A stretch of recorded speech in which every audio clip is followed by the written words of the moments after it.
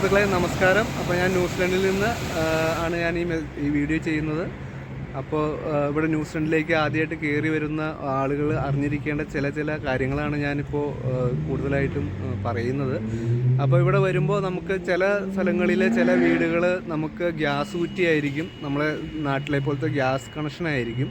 അപ്പോൾ അത് ചെറിയ 10 കിലോൻ്റെ സൈസ് വരുന്നതാണ്, ആവറേജ് 10 കിലോ സൈസ് വരുന്നതാണ്. അപ്പോൾ അത് നമ്മൾ ഈ ഗ്യാസ് തീർന്നു കഴിയുമ്പോൾ എങ്ങനെ നമ്മളത് റീഫിൽ ചെയ്യും എന്നുള്ളതാണ് ഞാൻ പറയാൻ ഉദ്ദേശിക്കുന്നത്.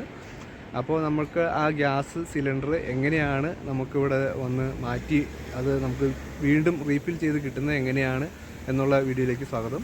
ഇതാണ് ന്യൂസിലൻഡിൽ സാധാരണയായി കാണുന്ന LPG ഗ്യാസ് കുറ്റി.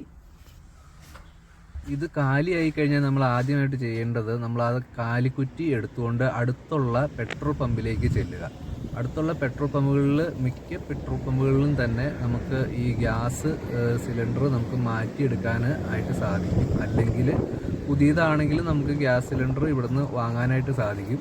അപ്പോൾ നമ്മൾ ഇവിടെ വന്നിട്ട് ഇവിടുത്തെ ഓഫീസിൽ കയറിയിട്ട് നമുക്ക് ഗ്യാസ് നമ്മളിപ്പോൾ ഇത് മാറ്റിയെടുക്കാനാണ് വന്നത്.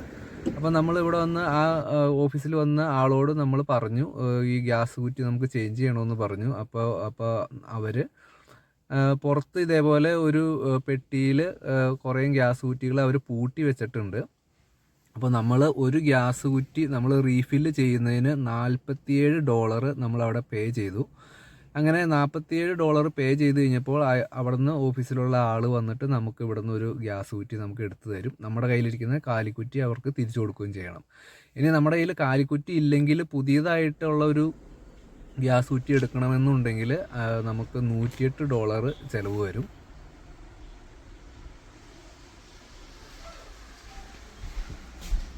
അപ്പോൾ നമ്മൾ വാങ്ങിക്കൊണ്ടുവന്ന ആ ഗ്യാസ് കുറ്റി എങ്ങനെയാണ് ഇവിടെ അത് കണക്ട് ചെയ്യുന്നത് എന്നുള്ളത് ഞാൻ കാണിച്ചു തരാം. ഇത് വളരെ സിമ്പിളാണ്. നാട്ടിലും സിമ്പിൾ തന്നെയാണ്, ഇവിടെയും അതേപോലെ തന്നെയാണ്. ഇതിനകത്ത് കാണുന്ന കറുത്ത കളറുള്ള ആ ഒരു ഇത് നമുക്ക് തിരിച്ചാൽ മതി. തിരിച്ച് ചെയ്യുമ്പോൾ നമുക്ക് പിരി പോലെ തിരിച്ച് ചെയ്യുമ്പോൾ അത് നമുക്ക് ഈസി ആയിട്ട് നമുക്ക് ഊരിയെടുക്കാനായിട്ട് സാധിക്കും. അതേപോലെ തന്നെ അത് അതേപോലെ തന്നെ പിരി പോലെ തിരിച്ച് കയറ്റി നമുക്കത് ടൈറ്റ് ചെയ്ത് വെക്കാനായിട്ടും സാധിക്കും. പിന്നെ അതിൻ്റെ മുകളിലുള്ള ആ ഒരു നോസിൽ പതുക്കെ ടേൺ ചെയ്ത് കഴിഞ്ഞാൽ നമുക്ക് ഗ്യാസ് കണക്ഷനായിട്ട് കൊടുക്കാനായിട്ടും സാധിക്കും.